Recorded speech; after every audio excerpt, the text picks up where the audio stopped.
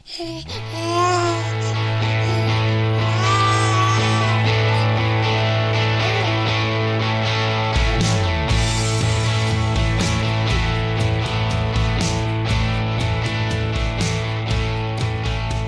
to the Aging Well podcast. I'm Jeff Armstrong here with Corbin Bruton. In this and the episodes that follow, we will share candid discussions on aging and hear from the experts. We are here to inform and encourage as we experience, aging. This is part 7 of our series on the 7 habits of highly effective aging. The habits to be discussed include keeping self-esteem, maintaining fitness, being busy, remaining connected, being happy and making others happy, fighting for rights, and planning for fourth age. This is part 2 of a 2-part look at the habit of planning for fourth age. In this episode, Dr. Armstrong discusses what one should consider in planning for third and fourth age based on one's specific circumstances, values, and goals, and creating a comprehensive plan for aging well. In episode 94, we considered the 7th habit of highly effective aging, which is planning for fourth age. ChatGPT concluded that planning, quote, requires a balance between setting goals and being adaptable to change. While it's important to have a vision and plan ahead, it's equally crucial to remain open to the possibilities that may unfold along the way, unquote. So in this episode, we asked the question, what should we consider then for planning for successful aging or aging well? And I think it's important that we plan for third age with consideration of the possibilities for fourth age. As ChatGPT suggests, this requires a balance between setting goals and being adaptable to change. We talk a lot on this podcast about preparing for third age. ChatGPT suggests that considerations for planning for third age might include the areas of personal fulfillment, lifelong learning, health and well-being, relationships and connections, and legacy and contributions, so that we discuss each of these individually as we look from third age and then consider what we might plan for in fourth age. Again, I'm on my own for this podcast. Corbin could not be with me today, so I'll kind of just be sharing my own thoughts on how we can prepare for third and fourth age. So beginning with personal fulfillment, we need to focus on pursuing personal interests, passions, and goals that may have been put on hold during earlier stages of life. We need to use this time to explore new hobbies, travel, engage in creative endeavors, or contribute to causes that are important to you. So with personal fulfillment, we want to be looking as we go into third age, what are we going to do beyond our employment years? We need to have something that interests us that's going to keep us busy, give us a purpose to get up in the morning and to be active, and not just kind of sit around in a rocking chair waiting for fourth age to occur. And so a lot of these personal interests, passions, and goals should be established in second age. These should be things that, okay, we don't have the time to do it right now in second age because we have work, we have families, and we have all those other types of things. But set ourselves up so that when we get into retirement, what are we going to do? I love kayaking, and I've not been able to kayak near as much as I want to. And I guarantee when I get into my third age, that boat's going to be on top of my car as much as possible, and I'm going to get into the water as much as I'm physically capable of doing. But I need more than that as well. I mean, I need to continue my physical training and lifting weights and cardiovascular exercise, trying to stay healthy. But I'm still going to need more than that. Maybe coaching. There are hobbies that maybe I've not really participated in much over the course of my lifetime. I used to love to draw. I have not drawn in decades. So maybe some of those things I can come back to a little bit later in life. But it's also an opportunity to learn new interests and new activities that will give us the opportunity to develop those as we get into the third age. And that kind of leads into number 2, lifelong learning. We need to continue to expand our knowledge and skills through various means. We can take courses or community colleges. There's tons of online opportunities to learn things now. Even just going to the library or searching the internet for information, we can learn a lot. We can attend workshops. We can participate in educational programs. We need to embrace the opportunity to engage in the intellectual pursuits in our personal development. And so, find ways to keep learning, keep reading, keep, watching more educational television, go to conferences, go to presentations, watch TED Talks. There's so much that we can do to continue to learn and to grow intellectually as we seek to age well. Health and well-being. I think this is, of all of these, the one that we probably promote the most on this podcast. We need to prioritize our physical and mental health by adopting a balanced lifestyle. We don't have to go overboard in terms of what we do to maintain our health. In fact, if we maintain a relatively good health through first and second age, it becomes a little bit easier to maintain that as we get into third and then ultimately into fourth age. So we want to maintain our regular exercise. We want to eat a nutritional diet.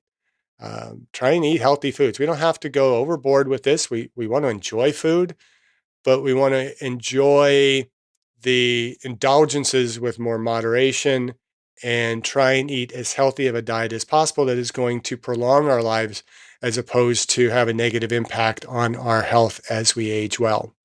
I also want to engage in activities that promote mental well-being. These could be things like meditation, journaling, socializing with family, friends, and other colleagues and neighbors. Being connected, remaining connected with our communities, but doing things that benefit us in all 5 of those dimensions of well-being: spiritual, physical, intellectual, emotional, and social. And then number 4 is relationships and connections. We want to cultivate and strengthen relationships with loved ones, friends, and communities. And for many, I know there may be, challenges in those relationships. Many of our relationships have been stressed over the years. Maybe it's time for some forgiveness. Maybe it's some time for reaching out and creating new friendships and new communities where we feel welcomed. But we want to engage in social activities, join clubs and organizations, have, again, a network that we can connect to on into third age, and then foster connections that bring fulfillment and a sense of belonging to us as we age well. Lastly is legacy and contribution. We want to consider ways that we can leave a lasting impact and contribute to the community or causes that are meaningful to us. This can involve mentoring young generations, volunteering, sharing knowledge and experiences, or supporting charitable endeavors. So as we look into third age, we want to look at how are we planning on impacting our communities and our neighborhoods and our opportunities to interact with other individuals. It may be mentoring youth groups or coaching or volunteering at the local elementary or middle schools or high schools to help train kids and educate kids. There's just so many opportunities that we have available to us to contribute to our communities and to our neighbors and even to our own families. As grandparents, as we go into third age, we are able to provide time and opportunities to spend more time with our grandchildren and even our own children, because we have relieved ourselves of some of the time burdens of working and travel or whatever might come with living in that second age. So what about planning for fourth age? ChatGPT suggests that we prepare for healthcare and support, quality of life, end of life planning, and emotional support. And many of us don't want to think about these things. We tend to think that we are going to be able to last forever, that we're not going to decline the way that we see other older adults decline. But the reality is we have no idea what can happen in our future. And so we have to plan for both the best scenario and the worst scenario at the same time. And so when we look at healthcare and support, we have to plan for potential healthcare needs, whether that's going to be insurance, regular doctor care, or being in a community where we have access to adequate health care. And we want to ensure that we have appropriate arrangements in place, such as our medical insurance, advance directives, and a support network to assist us with any physical or cognitive challenges that may arise. And, for example, with Alzheimer's disease, as that hits us, we may not be in a position to begin to make decisions that can help us to prepare for that future. And so we need to be prepared for the worst case scenario before that situation arises. This is where I like the idea of living in a more continuing care retirement community, to where we have the options of living quite individually, quite independently, but we can also transition to whatever degree of further care we might need as we enter into our fourth age. And hopefully, we don't need to be in a situation of hospice care or anything like that, but we have to be prepared for that. And we have to have, kind of our discussions with our family members and our close associates of what are our wishes for our advanced years. Do we want to have one particular person be in charge of making decisions for us financially, physically, whatever it might be, if we get into a situation where we are physically or cognitively unable to make those decisions? That needs to be decided on well in advance, and we need to be planning for fourth age, not knowing what lies ahead for us during that period of time. And we look at quality of life. We want to prioritize our comfort and well-being as we age. We want to explore options for assisted living, long-term care, and other arrangements that can provide the necessary support and resources for having a fulfilling life in our fourth age. And so, how are we planning for that quality of life as we move from second age through third age toward fourth age? And again, planning for the worst case scenario, but being able to live in the best case scenario is our ideal. And so again, having that plan in place, looking at communities where we can make those adjustments pretty readily as circumstances might shift, then we are ultimately going to have better opportunities to live a better quality of life. And so we need to have that contingency plan in place. And that leads to number 3, which is end-of-life planning. We need to consider the important end-of-life decisions, such as wills, estate planning, and funeral arrangements. These are not comfortable discussions, but they're discussions that we should begin having really early on, even in second age with our families, because we never know what might happen. There could be circumstances beyond our control that may actually cause us to skip third age altogether and go right into fourth age. And we don't necessarily want to be caught unprepared. And so having a will is hugely important. And it's just a matter of meeting with an attorney, somebody capable of helping you to draft a document that's going to determine what happens after you pass, and what's going to happen to our estates.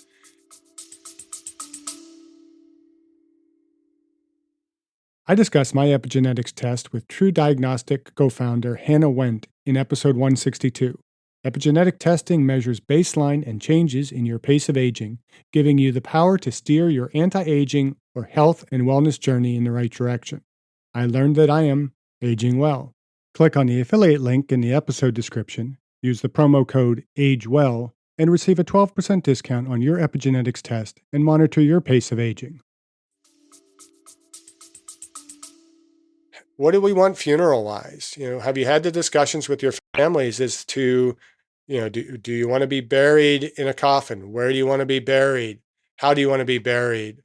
What kind of funeral, wake, ceremony do you want to have after your passing? Do you want to be cremated? Do you want to donate your body to science for medical training and those types of things? Do you want to donate your organs, which I think we all should consider, at least organ donation, and having the opportunity to impact somebody's life after our passing?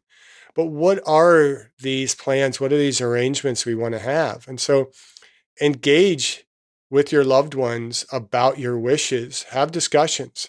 Ensure that your affairs are going to be in order so that when the time comes, and it will ultimately come, whether sooner or later, our affairs are in order and our families have clear directives as to what we wish. And families honor those wishes of your elders. Too often you see people who have communicated what they want in their end of life, and when that time comes, the families don't follow that because of either their own discomfort, their own selfishness, their own desires, or whatever it might be. But we want to honor the decisions that our elders are making as they prepare for fourth age. And then lastly, we look at emotional support. We want to seek emotional support from friends, family, professional resources that can help us to navigate the emotional challenges that may arise during this stage. It's important to address feelings of dependence, loss, existential concerns with appropriate support systems. And so, what are you doing now in second age and third age in preparing for having this emotional support? And part of it is on us to try and maintain healthy relationships so that we have people who will be willing to be around for us when the going gets tough. Do you have friends? Do you have that close network of friends, not just simply associations and kind of a social crowd that isn't going to be there when you really need them? Do you have those people that have your back and are going to be there when the going gets tough? Do we have strong relationships with our families? And if not, what can we do to mend those relationships so that we're not kind of having these deathbed regrets where we are wishing that we had spent more time with our children or been kinder to our family members? I'm always moved by the song Cats in the Cradle by Harry Chapin. And it's not because my relationship with my father was like it is in the song. In fact, the reason I am so moved by the song is that my relationship with my father is the complete opposite. All my memories of being a kid was that my father was always there, even when my parents got divorced. I remember wrestling matches and having my father always up in the crowd, and when win or lose, he's always coming down after the match to give me a big hug and support me. And there was times as a teenager that feels kind of embarrassing, but I never have looked back and said, gee, I wish, my father had been around a bit more. And, there's probably been times when, unlike the song, I'm like, I'm not going to grow up just like him. And the reality is, I think I have grown up very much like my father, and I appreciate that. I've learned from him and his strengths and weaknesses, mistakes and successes. And I feel that, the same with my son and my daughter. I hope that they see how much I want to be there to support them.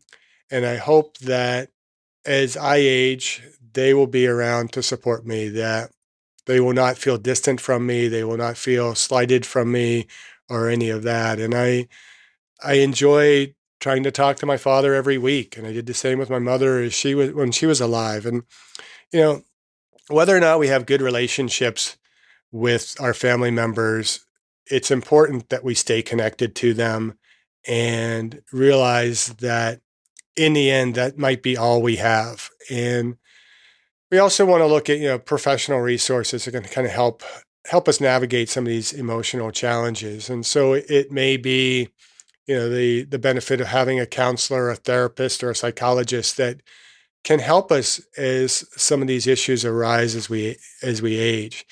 So what type of emotional support do we have currently, and will that be a sustainable level of emotional support carrying us into our advanced years? And as we age, it's invariable that we are going to lose people in our lives because we don't all age the same and at the same rate, and we don't enter fourth age at the same rate.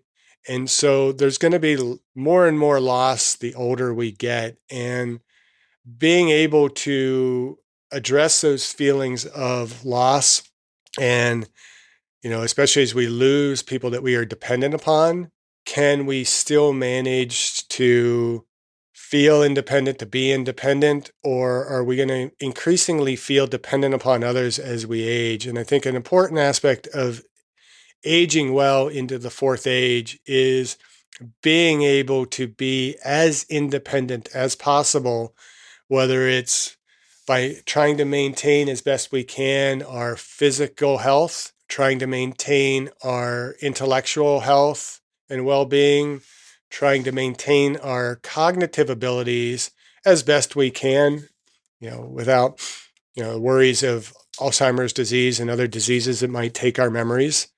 But what are we doing in our second and third age to prepare to be as independent as possible and to not feel as dependent on others as we enter into fourth age? Because the more dependent we feel, the more likely we are to experience depression, feelings of loss, and feelings of isolation.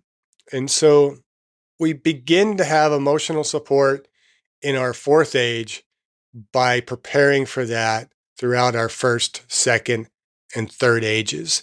And as we move forward through the ages, and hopefully many of our listeners are in their second age and are preparing for the third age, we are considering what might transpire in our lives that might have a negative impact on our plans, and understand that our goals may not go as we have planned.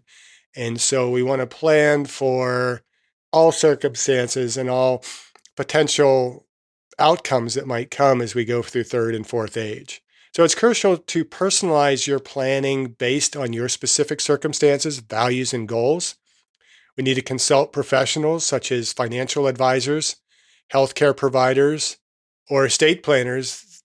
All of this can be beneficial in creating a comprehensive plan for our third and fourth ages.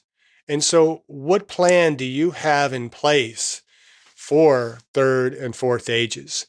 Have you had the discussions and conversations with your family members, whether it be your partner, your children, your grandchildren, those who are most closely associated with your future plans and needs? Are you having these conversations with your doctors? Are you meeting regularly with a financial advisor that is giving you good advice on what to do with your money so that your finances are sustainable through third and fourth age? Do we have plans in place?